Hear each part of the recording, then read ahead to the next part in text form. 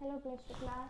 Today we are going to start our next topic, that is 1.4, and the name of the topic is the rise of Jodhars.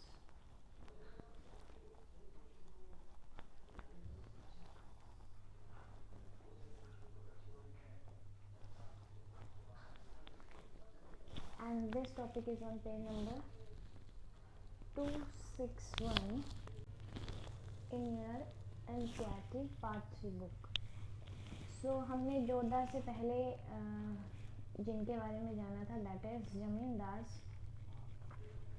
जमींदार वो थे कि जब British ने अपना एक सिस्टम इम्प्लीमेंट कर दिया था तो उन्होंने जमींदार को कहा था कि वो पीजेंट से क्या करेंगे, टैक्स की कलेक्शन क्या करेंगे। और वो जमींदार जो थे वो तालुकाज हो सकते थे और राजा हो सकते थे। मतलब जो जमींदार थे ऑब्वियसली वो पैलेसेस में रहते थे या हम कहेंगे सिटीज़ एरिया में, अर्बन एरिया में रहा करते थे। तो जो गांव में पीजेंट्स हुआ करते थे वो टू टाइप्स के हुआ करते थे, एक रिच पीजेंट्स और एक पुअर पीजेंट। तो रिच पीजेंट्स क्या करते थे, पुअर पीजेंट्स को इन्फ्लुएंस किया करते थे। वो उन्हें इस तरह से इन्फ्लुएंस किया करते थे कि जो पुअर पीजेंट है वो ज़मींदार को टैक्स की कलेक्शन ना दे, तो टैक्स ना पे करें। तो कई बार उनकी सिचुएशन ही ऐसी नहीं होती थी कि वो टैक्स पे कर पाएँ, और कई बार रिच पुअर जो थे वो उन्हें नेगेटिव इन्फ्लुएंस कर देते थे कि वो ज़मींदार को डिनाई कर दे टैक्स पे करने के लिए। तो ये जो रिच पीजेंट्स थे वो क्या कर रहे थे, पुअर पीजेंट्स को इन्फ्लुएंस कर रहे थे। और पुअर पीजेंट किस पे ज़्यादा ट्रस्ट कर रहे थे, रिच पीजेंट्स पे, एज इंस्टेड ऑफ जमींदार्स की बजाय वो रिच पीजेंट्स पे। तो रिच पीजेंट्स जो थे वो उन्हीं के एरिया में रहा करते थे, या हम कहेंगे विलेजेस में रहा करते थे।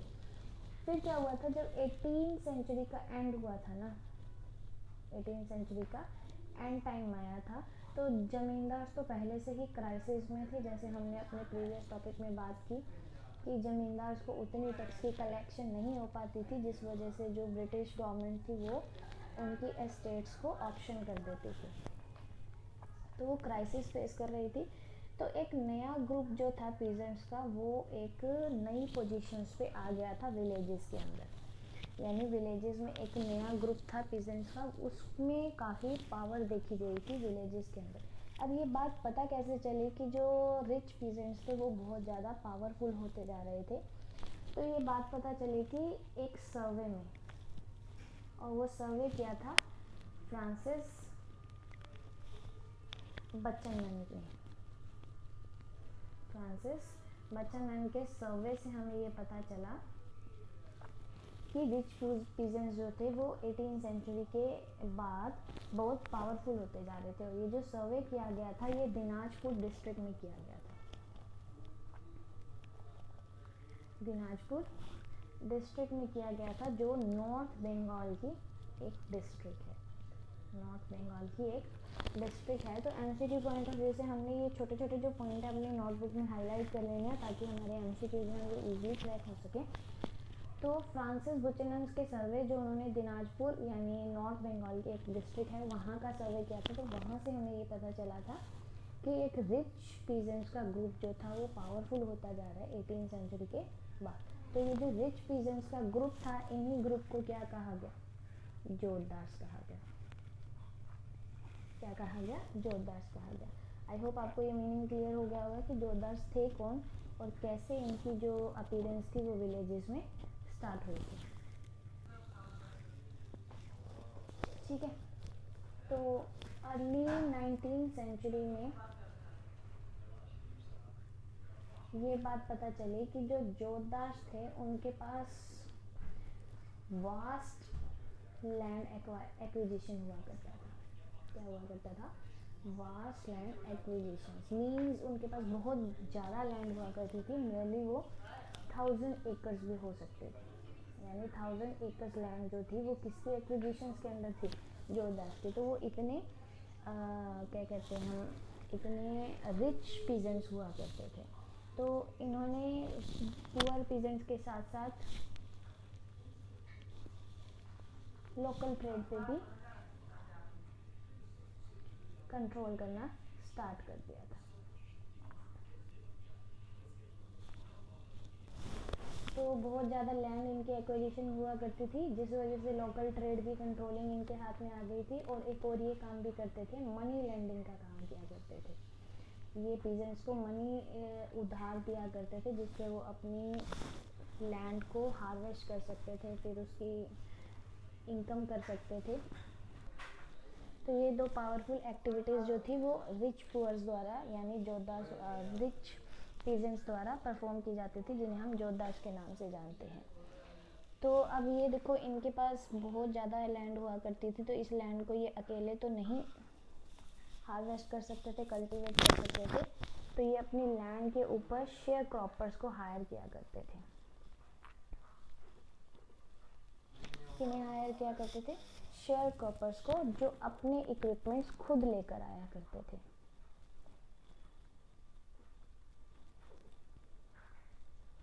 जैसे प्लग हो गया, कल्टीवेटर हो गया, और जो लेबर रिक्वायर्ड होती थी लैंड को कल्टीवेट करने के लिए, प्लाइंग करने के लिए, हार्वेस्टिंग करने के लिए, वो लेबर भी ये लोग लेकर आया करते थे। तो जो लोग जोतदार की ज़मीन को संभाला करते थे, उस पर क्रॉपिंग किया करते थे, उन्हें क्या कहा जाता था? उन्हें कहा जाता था अधियास।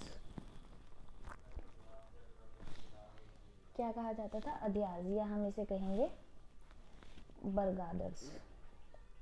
ये भी एमसीक्यू पॉइंट ऑफ व्यू से काफ़ी इंपॉर्टेंट नेम है, अधियास या बरगादर्स। तो ये वो लोग थे जो शेयर क्रॉपर्स थे, जो अपने इक्विपमेंट साथ लाया करते थे, या जो लेबर उन्हें रिक्वायर्ड होती थी, और ये जोतदार्स की लैंड पे जो भी एक्टिविटी परफॉर्म करनी होती थी, ये लोग किया करते थे। तो इस तरह से जो था, जोतदार्स का पावर जो थी वो बहुत ज़्यादा होती जा रही थी, बहुत पावरफुल होते जा रहे थे एज़ कम्पेयर टू ज़मींदार्स की जो पावर थी वो बहुत ही लिमिटेड थी, क्योंकि जो ज़मींदार थे वो आउट ऑफ कंट्रोल, मतलब आउट ऑफ रीच हुआ करते थे पीजेंट्स के, क्योंकि वो सिटीज़ यानी अर्बन एरियाज़ में रहा करते थे, एंड जोतदार्स उन्हीं के एरिया में, गांव में या विलेजेस में रहा करते थे, तो जिन्हें वो जिस वजह से वो डायरेक्ट इन्फ्लुएंस कर सकते थे। जैसे हमने पहले भी बात करी कि कई बार वो पेमेंट की सिचुएशन में नहीं होते, और कई बार डेलिबरेटली वो पेमेंट ही नहीं करते थे बाय द इन्फ्लुएंसिंग ऑफ जोतदार्स। तो जो जोतदार्स थे वो इतने पावरफुल होते जा रहे थे कि जब ज़मींदार फेलियर हो जाते थे पेमेंट के लिए, जैसे हमने कई बार बात की, जब ये फेलियर हो गए तो इनकी जो एस्टेट थी उसे ऑक्शन कर दिया जाता था, और उस ऑक्शन में जो जोतदार्स हुआ करते थे वो एज अ परचेजर परफॉर्म किया करते थे। क्या किया करते थे? एज अ परचेजर परफॉर्म किया करते थे। मतलब ये इतने पावरफुल होते जा रहे थे। तो जो जोतदार थे वो नॉर्थ बंगाल में बहुत ज़्यादा पावरफुल होते जा रहे थे, जिन्हें कई प्लेसेस पे क्या कहा गया था? हौलदार्स कहा गया था, और कई जगह पे इन्हें घंटीदार्स या मंडल्स कहा गया था। क्या कहा गया था? मंडल्स कहा गया था। तो एमसीक्यू पॉइंट ऑफ व्यू से हमें ये नाम भी याद रखने हैं कि नॉर्थ बंगाल में इन्हें हौलदार्स कहा गया था, और कई जगह पर इन्हें घंटीदार्स या मंडल्स कहा गया था। तो अब हम बात कर लेते हैं कि इनकी जो वर्किंग थी, या कंपनी की जो वर्किंग थी, वो कैसे हो रही थी। तो ये हमारे पास कंपनी है, इस कंपनी ने एक रूल बनाया जिसे परमानेंट सेटलमेंट सिस्टम कहा जाता है, जिसमें आपको एक फिक्स रेवेन्यू जो है अपनी एग्रीकल्चर इनकम पे देना होता है। तो उसको ये खुद डायरेक्ट तो कलेक्शन के लिए नहीं जाते थे, इन्होंने जो पर्सन अपॉइंट करे थे वो थे किंग्स या तालुकदार्स, जिन्हें ज़मींदार्स कहा जाता था। ठीक, तो ज़मींदार्स को इन्होंने काफ़ी ज़्यादा विलेजेस दे दिए थे, और वो विलेजेस पे कंट्रोल किया करते थे, क्योंकि शुरू से ही उनका कंट्रोल हुआ करता था। ब्रिटिशर रूल से पहले वो अपने एरिया को संभालते थे, तो उनको वहाँ के ही चौधरी बनाए रखा, और टैक्स कलेक्शन के लिए इनको रिस्पॉन्सिबल कर दिया। तो इन्होंने किससे टैक्स कलेक्शन करनी होती थी? जोतदार से, यानी जो रिच पीजेंट्स हुआ करते थे, या फिर हम कहेंगे रायत मतलब पीजेंट्स, जिनके छोटे छोटे टुकड़े हुआ करते थे लैंड के, या फिर अंडर राइट जो इन किसानों के अंडर रहकर काम किया करते थे। तो अब देखो इनकी वर्किंग कैसे थी कि जो अंडर राइट था उसे राइट को पे करना पड़ता था और राइट को ज़मींदार को पे करना पड़ता था। लेकिन ये जो जोतदार थे ये किसे इन्फ्लुएंस करते थे? राइट को, और राइट जो थे वो भी इनकी फेवर में बोला करते थे। क्यों? क्योंकि ये एक तो मनी लैंडिंग का काम करते थे, ये इनके मुश्किल टाइम में हेल्प किया करते थे, और फिर उन्हें क्या करना पड़ता था, ये ट्रस्टवर्दी हो गए थे और उन्हें इनके साथ रहना पड़ता था। और अगर जो जोतदार के एग्रीकल्चर लैंड को क्रॉपिंग के लिए यूज़ करते थे यानी अंडर राइट, वो भी किसके लिए रिस्पॉन्सिबल थे? जोतदार के लिए। तो जोतदार किसको पे कर रहे थे? ज़मींदार, और ज़मींदार को किसको पे करना होता था? कंपनी को। तो इस तरह की जो वर्किंग थी वो स्टार्ट की गई थी परमानेंट सेटलमेंट सिस्टम के बाद। लेकिन हो क्या रहा था? हो ये रहा था कि ज़मींदार जो थे वो कलेक्शन के लिए जाते थे, कई बार तो ये पेबल नहीं होते थे, ये भी और ये भी, और कई बार ये जोतदार जो थे वो इन्हें इन्फ्लुएंस कर देते थे नोट टू पे के लिए, जिसकी वजह से ये कंपनी को पेबल नहीं हुआ करते थे और कंपनी गुस्से में आके क्या कर देती थी, इनके एस्टेट को एज पर जो भी उनका अग्रीमेंट था उस पर ये इनकी जो एस्टेट थी उसे ऑक्शन कर दिया करती थी। इस तरह की जो वर्किंग थी वो बंगाल में हो रही थी ईस्ट इंडिया कंपनी के आने के बाद। तो ये टॉपिक था हमारा 1.4 यानी राइज ऑफ जोतदार, जिसमें हमने ये सीखा कि जोतदार कौन थे और उनकी क्या पावर थी, जो एक सर्वे में हमें पता चला था। अब हम बात करेंगे कि तो जो ज़मींदार थे वो इतने क्राइसिस में थे, इतने हेल्पलेस थे, तो क्या उनके पास कंपनी की तरफ से कोई पावर्स ऐसी नहीं थी जिससे वो इन एक्टिविटीज़ को या इन सारी सिचुएशंस को हैंडल कर सके। Now we are going to discuss our next topic, that is 1.5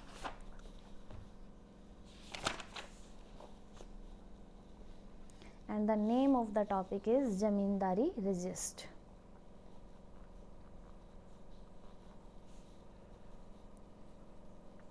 And this topic is on page number 262 and 263 in your NCERT book. तो ये जो ज़मींदार थे इनके पास क्या पावरफुल हो, अब ये सिचुएशन, अब सपोज करो ये कंपनी है और ये ज़मींदार है। ज़मींदार जो है वो नॉट टू पेबल है कंपनी को, तो इस केस में कंपनी जो है वो इसकी सारी एस्टेट को क्या कर देती है, ऑक्शन कर देती है। ठीक, अब इस ऑक्शन से यानी इस ऑक्शन में अपनी प्रॉपर्टी को बचाने के लिए ये जो ज़मींदार थे ये क्या किया करते थे, इनके पास कई तरीके हुआ करते थे इस ऑक्शन को से बचने के लिए या इस ऑक्शन का सोल्यूशन निकालने के लिए। तो फर्स्ट जो था वो था फिक्टिशियस सेल। ये क्या किया करते थे, फिक्टिशियस सेल क्या करते थे, जैसे हमने अपने फर्स्ट टॉपिक में भी पढ़ा था किंग बर्डमन के बारे में, जिन्होंने क्या की थी, एक फेक ऑक्शन की थी, यानी ऑक्शन में उन्होंने अपनी सारी प्रॉपर्टी नीलाम कर दी थी, लेकिन नीलामी में उन लोगों ने उस प्रॉपर्टी को परचेज़ किया था जो कि उस किंग के क्या थे, रिप्रेजेंटेटिव थे, यानी अल्टीमेटली जो प्रॉपर्टी थी वो वापस किसके हाथ में आ गई, ज़मींदारी जो थी वो किसके हाथ में रही, बर्डमन के हाथ में रही। ठीक, तो फिक्टिशियस सेल मतलब एक वर्चुअल सेल बनाना, एक आर्टिफिशियल स्ट्रेटजी बनाना, एक ऐसी स्ट्रेटजी बनाना जिसमें आप रियल में ऐसे लगेगा जैसे ऑक्शन हो रही है लेकिन प्रॉपर्टी आपके हाथ से नहीं जाती। तो एक ये मेथड था जिससे ज़मींदार जो थे अपनी ज़मींदारी को रोक रहे थे। रेजिस्ट मतलब रोकना और ज़मींदारी मतलब कंट्रोल होना। ठीक, और सेकेंड जो मेथड था that is property transferred to females. जब अगर कोई ज़मींदार जो था वो अपनी प्रॉपर्टी को फीमेल के, अपनी फैमिली की फ़ीमेल को ट्रांसफ़र कर देता था, तो जो वो प्रॉपर्टी है वो ऑक्शन नहीं की जा सकती थी, यानी वो अपने नाम पे कोई भी प्रॉपर्टी ना रख के सारी प्रॉपर्टी फीमेल्स के नाम पे रख दे, जिस वजह से कोई भी प्रॉपर्टी जो है वो ऑक्शन ब्रिटिशर्स द्वारा नहीं की जा सकती थी, क्योंकि ब्रिटिशर्स का ये रूल था कि फ़ीमेल की प्रॉपर्टी को कभी भी ऑक्शन नहीं किया जाएगा। तो क्या किया करते थे ज़मींदार, ज़्यादा से ज़्यादा जो प्रॉपर्टी थी वो अपनी मदर्स के नाम पर ट्रांसफ़र कर देते, जिससे उनकी जो ज़मींदारी थी वो रजिस्ट हो जाती थी। And the third method is agents manipulated. Agents क्या करते थे, मैनिपुलेट किया करते थे। कैसे? सपोज करो कि ऑक्शन हो रही है, इस ऑक्शन में इस ज़मींदार की प्रॉपर्टी को सेल किया जा रहा है और यहाँ पे बहुत से परचेजर्स जो थे इन्वॉल्व थे। तो जब ऑक्शन की गई तो सपोज करें कि इस बंदे ने इसकी प्रॉपर्टी को परचेज कर दिया, तो वहाँ पे ऑक्शन में तो हो गया कि ये प्रॉपर्टी इसके नाम पे कर दी जाएगी। लेकिन जब पेमेंट का टाइम आया तो इसने क्या कर दिया, पेमेंट करने के लिए रिफ्यूज़ कर दिया। ठीक है, तो फिर से ऑक्शन हुई, तो फिर ऑक्शन में फिर नए लोग आए, तो उन्होंने प्रॉपर्टी, इसने कहा कि मैं ये प्रॉपर्टी लूँगा, बदले में मैं पेमेंट करूँगा, फिर ये पेमेंट को रिफ्यूज़ कर देता। तो ये जो बार बार प्रोसेसिंग थी ये होती रहती थी, जिससे जो गवर्नमेंट थी, ब्रिटिश गवर्नमेंट थी, वो इरिटेट हो जाती थी और वापस जो प्रॉपर्टी थी वो किसके हाथ में दे देती थी, ज़मींदार के, यानी जो रियल में जो पहला ज़मींदार था उसके हाथ में दे देती थी और उसकी ज़मींदारी जो थी वो मेंटेन रहती थी। तो इस तरह से जो एजेंट्स थे वो भी मैनिपुलेट किया करते थे ऑक्शन को। अब ये जो ज़मींदार को इन्होंने प्रॉपर्टी वापस की, वो लो प्राइसेस पे, मतलब इतनी कम प्राइसेस पे वापस कर दी जाती थी, जिसके लिए ये ज़मींदार जो था वो अफोर्डेबल होता है और वो वापस सारी प्रॉपर्टी उसके हाथ में आ जाती है। इस मेथड को क्या कहा जाता है, बेनामी भी कहा जाता है। जब लो प्राइसेस पे प्रॉपर्टी जो है वो आप परचेज़ कर लेते हो अपनी प्रॉपर्टी। तो ये जो केस था वो बर्गमन के केस में भी हुआ था, और इस तरह से जो थे ज़मींदारी को रजिस्टर किया जाता था ज़मींदार के द्वारा। और एक ये भी तरीका था, अब ये जैसे ऑक्शन में ये तो ज़रूरी नहीं ना कि उसी एरिया के परचेज़र ही आएंगे, तो बाहर से भी कोई, यानी आउट ऑफ बाउंड्री से भी जो था परचेज़र आ सकता था। तो उस परचेज़र को क्या किया जाता था, स्टिक से उसकी पिटाई कर दी जाती थी और उसे वहाँ से भगा दिया जाता था। तो ये जो सिस्टम था उसे कहा जाता था लठियाल्स। लठियाल्स ऐसे पर्सन थे जो लठ से, यानी स्टिक से क्या किया करते थे, एक आउटसाइडर एजेंट को क्या किया करते थे, बीट के या हम मार के भगा दिया करते थे, ताकि कोई भी बाहर का बंदा जो है वो ज़मींदारी ना ले ले। तो इस तरह से जो रायत थे वो ये एक्शन परफॉर्म किया करते थे, जो कि क्या हुआ करते थे, काफ़ी लॉयल हुआ करते थे ज़मींदार के लिए, और जिन्हें क्या कहा गया था, प्रजा कहा गया था। क्या कहा गया था, प्रजा, यानी सब्जेक्ट्स। तो सब्जेक्ट्स किसे कहा गया था, ऐसे लॉयल रायत को जो ज़मींदार की फेवर किया करते थे। फिर क्या हुआ था, तो इस तरह से जो ज़मींदारी थी वो रजिस्टर की जाती थी ज़मींदार के द्वारा। जब 19वीं सेंचुरी की स्टार्टिंग हुई थी, 19वीं सेंचुरी की स्टार्टिंग हुई थी, तो जो डिप्रेशन का टाइम था, यानी लो प्राइसेस का टाइम था, वो क्या हो चुका था, ख़त्म हो चुका था। यानी उन्हें एग्रीकल्चर प्रोडक्ट की अब अच्छी खासी इनकम मिलती थी या वैल्यू मिला करती थी। तो डिप्रेशन टाइम ख़त्म हो चुका था, जिससे ये जो प्रॉब्लम थी वो सॉल्व होती जा रही थी, यानी पेएबल होते जा रहे थे। रायट हो गए, चाहे जोतदार हो गए या ज़मींदार हो गए, वो कंपनी को, और साथ साथ फ्लेक्सिबिलिटी आ गई थी रूल में, यानी रूल को भी चेंज कर दिया गया था, उसे थोड़ा फ्लेक्सिबल कर दिया गया था, जिसकी वजह से जो रेवेन्यू पेमेंट है वो इजीली कलेक्ट की जा सके। इस वजह से, यानी इन कुछ रीजंस की वजह से जो ज़मींदारी थी वो स्ट्रेंथन होती गई, यानी उसमें शक्ति आती गई। क्या क्या पॉइंट्स थे हम फिर से कर लेते हैं। फिक्टिशियस, यानी आर्टिफिशियल सेल करना, प्रॉपर्टी फीमेल्स के नाम पर ट्रांसफ़र कर देना, एजेंट्स मैनिपुलेट करते थे, बेनामी सिस्टम चल रहा था, टाइम जो था वो बूम कंडीशन में आ गया था, यानी एग्रीकल्चर प्रोडक्ट की अच्छी खासी वैल्यू मिलने लग गई थी, रूल फ्लेक्सिबल हो गए थे। इन सारे प्रोसेस की वजह से या इन सारे स्टेप्स की वजह से क्या हो गई थी, ज़मींदारी काफ़ी स्ट्रेंथन हो गई थी। और 1930s का जो टाइम पीरियड था, जो ग्रेट डिप्रेशन के नाम से जाना जाता है, उस टाइम पीरियड में ये सब हुआ था। और उसके बाद जो थी ये सारी प्रॉब्लम सॉल्व होती गई, और जो जोतदार थे उन्होंने अपना एक नया ग्रुप बनाना स्टार्ट कर दिया था। तो ये था हमारा टॉपिक, जिसमें हमने ज़मींदारी रजिस्टर के बारे में पढ़ा। अब हम अपना टॉपिक डिस्कस करेंगे fifth report, that is 1.6 topic, और फर्स्ट टॉपिक का ये लास्ट पार्ट है, fifth report, and this topic is on page number 263, 264, 265 in your NCERT book. तो क्या हुआ था फिफ्थ रिपोर्ट में, यानी फिफ्थ रिपोर्ट जो है वो इतनी फेमस क्यों है, देखो, जब ब्रिटिश आई थी ईस्ट इंडिया कंपनी लेकर, तो इसे कंट्रोल किया जा रहा था ब्रिटिशर्स के द्वारा, यानी ब्रिटिश पार्लियामेंट के द्वारा। तो ईस्ट इंडिया कंपनी को एवरी ईयर क्या करनी होती थी, एक रिपोर्ट भेजनी होती थी।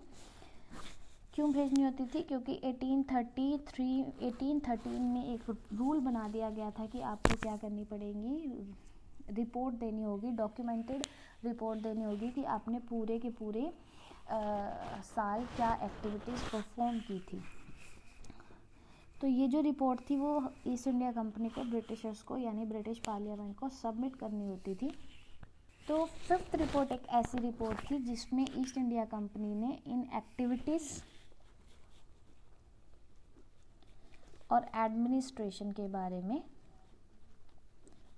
अपनी रिपोर्ट को तैयार किया था। कौन सी एक्टिविटीज़? ये जो जोतदार और ज़मींदारी वाली सारी एक्टिविटीज़ थी, उसके बारे में उन्होंने अपनी रिपोर्ट तैयार की थी, और उस रिपोर्ट का नाम था फिफ्थ रिपोर्ट। और ये जो फिफ्थ रिपोर्ट थी उसमें पेजेस जो थे वो 1002 पेजेस थे। कितने? 1002 पेजेस थे, और जिसमें से 800 से ज़्यादा जो पेजेस थे वो अपेंडिक्स थे।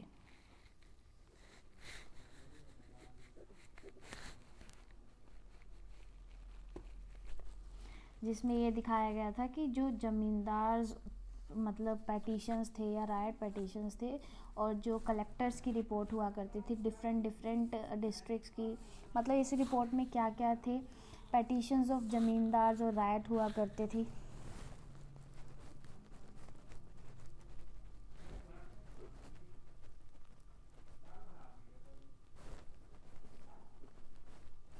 कलेक्टर्स की क्या रिपोर्ट हुआ करती थी वो मेंशन किया जाता था। स्टैटिस्टिक्स रेवेन्यू स्ट्रक्चर हुआ करता था, यानी ग्राफ की फॉर्म में, या आपने पढ़ा ही होगा मैथ्स में ग्राफिकल स्ट्रक्चर जो होता है उसे स्टैटिस्टिक्स कहा जाता है। तो स्टैटिस्टिक्स रिप्रेजेंटेशन की जाती थी रेवेन्यू के बारे में, और judicial administration of Bengal and Madras के बारे में भी मेंशन किया जाता था। Judicial report of administration of Bengal and Madras.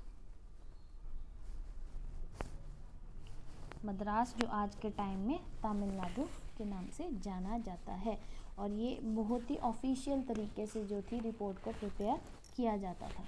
ये जो रिपोर्टिंग सिस्टम है वो तब से है जब कंपनी ने अपना रूल जो था वो बंगाल में एस्टेब्लिश किया था, और वो टाइम पीरियड था 1760s का। तब से जो थी उसकी एक्टिविटीज़ को बड़ी ही ध्यान से देखा जाता था, और उन एक्टिविटीज़ को मतलब पहले तो उसे देखा परखा जाता था, और फिर उन एक्टिविटीज़ पे डिबेट की जाती थी, वाद विवाद होता था। और ये जो डिबेटिंग सिस्टम था वो हो रहा था इंग्लैंड। कहाँ पे हो रहा था? इंग्लैंड में। तो वहाँ पे क्या हो रहे थे, ग्रुप्स बने हुए थे ब्रिटेन में, और वो क्या कर रहे थे, अपोज कर रहे थे, यानी विरोध कर रहे थे, अगेंस्ट थे किसके? मोनोपली के। मोनोपली मतलब एक पूरी की पूरी ट्रेडिंग एक्टिविटी पे एक सिंगल बिजनेसमैन का या सिंगल प्राइस मेकर का, ये इकोनॉमिक्स की टर्म है, प्राइस मेकर, यानी जो प्राइस फिक्स करता है उसका कंट्रोल होना, यानी पूरे एरिया में एक ही बंदे के पास वो पर्टिकुलर बिजनेस होना, दैट इज़ कॉल्ड मोनोपली। जैसे अगर हम आज के इंडिया की बात करें तो क्या कहते हैं, जो पेट्रोलियम पे मोनोपली है वो गवर्नमेंट की है, या हम कहेंगे जियो पे जो मोनोपली है वो रिलायंस वालों की है, और इस तरह से क्या थी, मोनोपली की जाती थी। तो इस पे बहुत ज़्यादा क्या होती थी, डिबेट की जाती थी, और ये भी कहा इसका काफ़ी ज़्यादा अपोज भी किया गया था। और ईस्ट इंडिया कंपनी की जो मोनोपली थी वो इंडिया और चाइना के ऊपर थी, और उसे काफ़ी ज़्यादा अपोज किया गया। अब ये जो मोनोपली वाला सिस्टम है ये स्टार्ट किसने किया था, यानी ये जो पावर थी वो किसने दी थी? ये पावर दी थी रॉयल चार्टर नाम के एक पर्सन ने, जिन्होंने इस कंपनी को मोनोपली दी थी।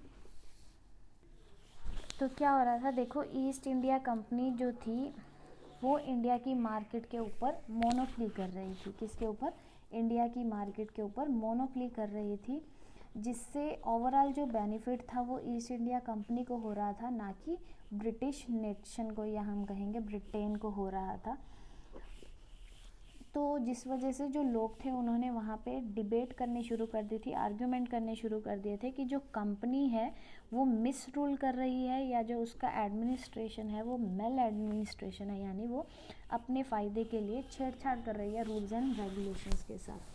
तो इस पे काफ़ी ज़्यादा जो थी डिबेट होने लग गई थी। क्यों? क्योंकि जो मोनोपली है ईस्ट इंडिया कंपनी की इंडियन मार्केट पे, उससे बेनिफिट सिर्फ ईस्ट इंडिया कंपनी को हो रहा है, ना कि ब्रिटिश नेशन को, पूरे के पूरे नेशन को हो रहा है। जिस वजह से बहुत ज़्यादा जो थे आर्ग्यूमेंट्स वहाँ पर स्टार्ट हो गए थे। तो फिर क्या हुआ था, ब्रिटिश पार्लियामेंट ने एक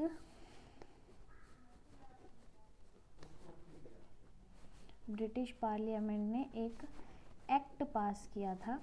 उसमें ये कहा गया था कि कंपनी को क्या करना पड़ेगा, यानी ईस्ट इंडिया कंपनी को एवरी ईयर रिपोर्ट बनानी पड़ेगी कि जो उनकी एडमिनिस्ट्रेशन है या उनकी जो भी एक्टिविटीज़ हैं वहाँ की, वो सारी की सारी उन्होंने डिफ़ाइन करनी होगी। और ये जो रिपोर्ट सिस्टम था वो स्टार्ट हुआ था 5th रिपोर्ट से, जिसमें एडमिनिस्ट्रेशन एक्टिविटीज़ को भी मेंशन किया गया था। और ये जो रिपोर्ट थी ये बनाई गई थी सेलेक्ट कमेटी के द्वारा। MCQ पॉइंट ऑफ व्यू से काफ़ी इम्पोर्टेंट चीज़ है, सेलेक्ट कमेटी के द्वारा इस रिपोर्ट को प्रिपेयर किया गया था। तो ये जो 5th रिपोर्ट थी, इस रिपोर्ट को बनाने में काफ़ी ज़्यादा टाइम लग गया था, और ये जो रिपोर्ट थी वो सेलेक्ट कमेटी के द्वारा बनाई गई थी। लेकिन फिर भी इस पे क्या हुए थे, आर्ग्यूमेंट होने स्टार्ट हो गए थे। क्यों आर्ग्यूमेंट होने लग गए थे? क्योंकि 5th रिपोर्ट में ये बताया गया था, जो बंगाल में ईस्ट इंडिया कंपनी का रूल था उसके बारे में मेंशन किया गया था। ये भी बताया गया कि वहाँ का जो सिस्टम था वो सारा मेंशन किया गया, लेकिन ऐसा कहा गया कि जो एविडेंस प्रिपेयर किए गए थे कंपनी के द्वारा वो इनवैल्यूएबल थे, यानी झूठे थे, उन पर ट्रस्ट नहीं किया जा सकता था, उनके साथ छेड़छाड़ की गई थी। बहुत कुछ ऐसा था जो रिटन फॉर्म में मेंशन था, लेकिन प्रैक्टिकल फॉर्म में ऐसा कुछ भी नहीं हो रहा था वहाँ पे। तो रिटन और प्रैक्टिकल फॉर्म मिसमैच हो रही थी, जिस वजह से ये कहा गया था कि 5th रिपोर्ट में जो कुछ मेंशन किया गया उससे रिलेटेड जो एविडेंस है वो इनवैल्यूएबल हैं। तो इसके लिए क्या किया गया था, रिसर्च वर्क स्टार्ट किया गया था। रिसर्चर्स ने बहुत केयरफुली एग्जामिन किया था बंगाल की ज़मींदारी, और जो उनके लोकल रिकॉर्ड्स हुआ करते थे डिस्ट्रिक्ट के, उसे बहुत अच्छे से एग्जामिन किया गया था। तो उससे ये पता चला था कि जो 5th रिपोर्ट है उसमें बहुत कुछ ऐसी बातें हैं जो नहीं बताई गई थी, वो जो थी आउट ऑफ रिपोर्ट थी। जैसे जो ज़मींदार्स थे उनकी, ये तो बताया गया कि ये नॉट पेएबल की सिचुएशन में थे, जिसकी वजह से एस्टेट को ऑक्शन कर दिया गया था। लेकिन ये नहीं बताया गया कि किस तरह से जो थे ज़मींदार्स अपनी ज़मींदारी को बचा लिया करते थे। जैसे हमने पीछे अपने मेथड्स को क्या किया करता डिस्कस किया था, तो ये जो चीज़ें थी वो डिस्प्लेस थी, यानी ये मेंशन नहीं की गई थी, डिस्क्लोज नहीं की गई थी 5th रिपोर्ट के अंदर। बस यही था 5th रिपोर्ट के अंदर। इसमें मेनली हमने क्या सीखा 5th रिपोर्ट के अंदर? देखो 5th रिपोर्ट में कुछ भी नहीं है, सिर्फ घुमाने के लिए जो है ये टॉपिक बुक में बहुत ही अलग तरीके से मेंशन किया गया है। हम इसे बहुत ही क्लियर तरीके से कर लेते हैं। क्या हो रहा था कि ईस्ट इंडिया कंपनी ने रूल करना स्टार्ट कर दिया था इंडिया के ऊपर। तो ईस्ट इंडिया कंपनी की मोनोपली होने लग गई थी इंडियन मार्केट पे और चाइनीज़ मार्केट पे। और ब्रिटेन में क्या किया जाता था, इसकी एक्टिविटीज़ को, ईस्ट इंडिया कंपनी की एक्टिविटीज़ को देखा जाता था, परखा जाता था और डिबेट की जाती थी। तो ऐसा माना गया कि ईस्ट इंडिया कंपनी की जो मोनोपली है, जो रॉयल चार्टर के द्वारा दी गई थी ईस्ट इंडिया कंपनी को, तो उस वजह से ईस्ट इंडिया कंपनी मोनोपली कर रही है, लेकिन जिसका बेनिफिट जो है वो कंपनी को अकेले इंडिविजुअली कंपनी को मिल रहा है, ना कि पूरे नेशन को मिल रहा है। तो ऐसी बातें की गई कि ये बहुत ही गलत तरीके से एडमिनिस्ट्रेशन कर रहे हैं, बहुत ही गलत बिहेव कर रहे हैं, कंपनी का फ़ायदा उठा रहे हैं, सिर्फ कंपनी अपनी ग्रीड को फुलफ़िल कर रही है, ना कि नेशन का वेलफेयर सोच रही है। तो ये सारी डिबेटेड और आर्ग्यूमेंट के बेस पे पार्लियामेंट में, यानी ब्रिटिश पार्लियामेंट में एक एक्ट पास किया गया कि कंपनी को क्या करना पड़ेगा, अपनी सारी की सारी एक्टिविटीज़, मेनली एडमिनिस्ट्रेशन एक्टिविटीज़ को मेंशन करना होगा, जिसे फिफ्थ रिपोर्ट कहा गया। यानी ये जो रूल था वो फिफ्थ रिपोर्ट से स्टार्ट किया गया था। फिफ्थ रिपोर्ट में कंपनी ने बंगाल की सारी एक्टिविटीज़ के बारे में मेंशन किया, और ये जब ये सारी रिपोर्ट तैयार हो गई तो ऐसे कहा गया कि इसके जो एविडेंसेस हैं वो इनवैल्यूएबल है, यानी फेक है, झूठ है। और इसके लिए रिसर्च वर्क किया गया, यानी रिसर्चर्स ने इसे एग्जामिन किया ज़मींदार के एक्टिविटीज़ को, डिस्ट्रिक्ट के रिकॉर्ड्स को, जिससे ये पता चला कि फिफ्थ रिपोर्ट में जो ये बात है कि ज़मींदार कैसे अपनी ज़मींदारी को रजिस्टर कर देते थे वो मेंशन नहीं किया गया था। डेट्स ऑल, ये सारा टॉपिक था आपका। फर्स्ट टॉपिक हमारा यहाँ डन हो जाता है। कल से हम अपना सेकंड टॉपिक स्टार्ट करेंगे और इस चैप्टर का जल्दी से जल्दी एंड करेंगे। After discussing this topic, if you have any doubt please let me know, otherwise don't forget to do your work timely. See you in next video. Till then, take care. Thank you. Don't forget to pray for everyone.